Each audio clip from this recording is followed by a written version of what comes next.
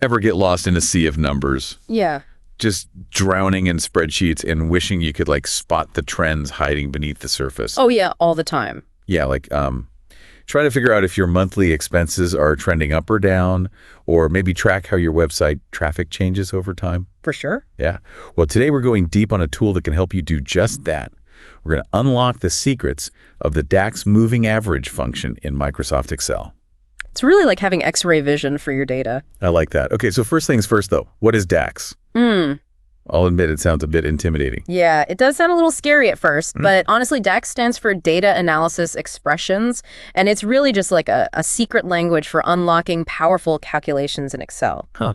You can think of it as a way to create formulas that go way beyond your basic plus and minus. Okay. Like you can use DAX to analyze data in pivot tables, create custom metrics, and uncover insights that would be really, really hard to spot otherwise. So it's about taking those raw numbers in our spreadsheets and transforming them into like meaningful stories. Exactly. And that's where our star of the show, the moving average function, comes in. Okay, awesome. Let's get into the nitty-gritty. What does this function actually do?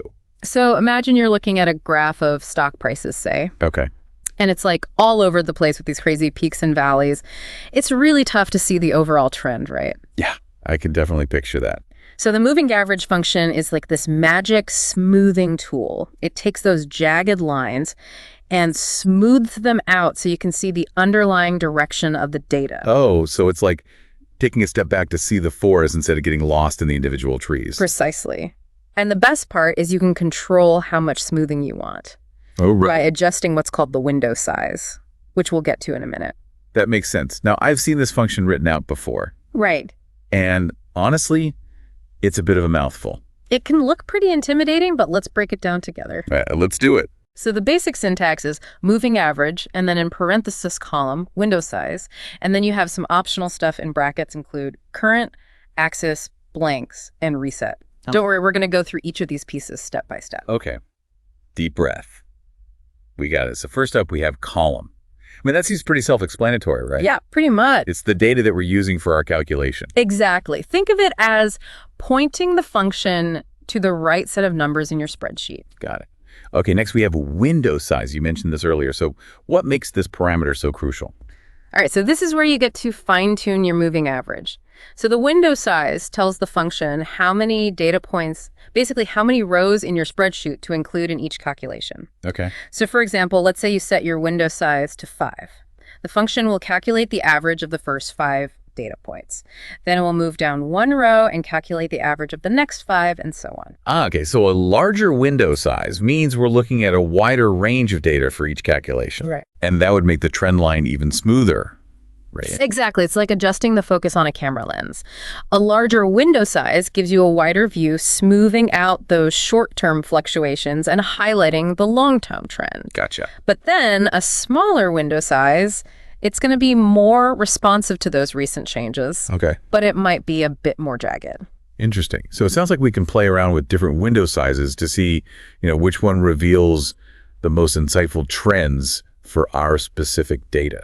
Absolutely. It's all about finding the right level of smoothing. Now, the next parameter, include current, is a bit simpler. It's basically a yes or no question.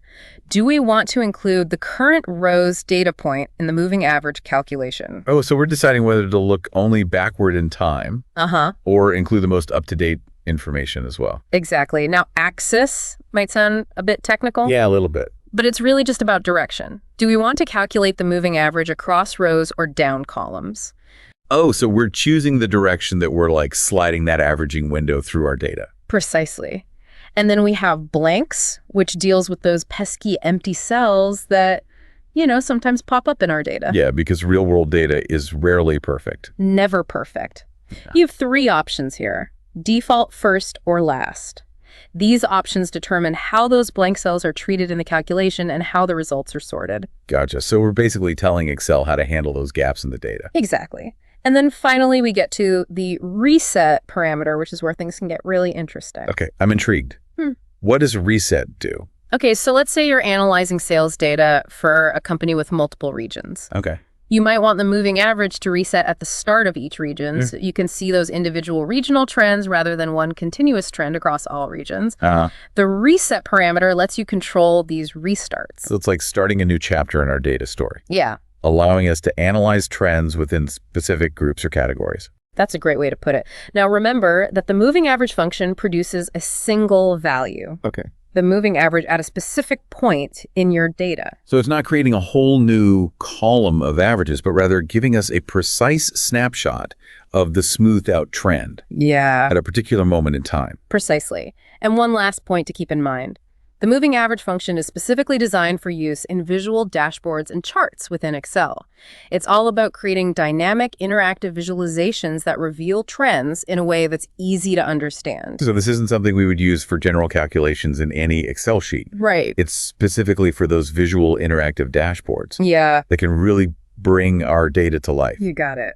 Wow. I feel like we've covered a lot of ground today. We went from understanding what a moving average is to exploring like all these nuances of the DAX moving average function They did. and all the ways that we can customize it to our needs. Totally. And the key takeaway here is that this function is incredibly powerful for uncovering hidden patterns and trends in your data. So for you listening, I have a challenge for you. Oh, Think about a data set that you work with. okay. Maybe it's sales figures, website, traffic, social media engagement, or even like your own personal fitness tracking data. Uh-huh. How could you apply the moving average function to reveal trends and insights that you might otherwise miss? It's a great question. I can't wait to hear what you discover. Thanks for joining us for another deep dive. Catch you next time. See ya.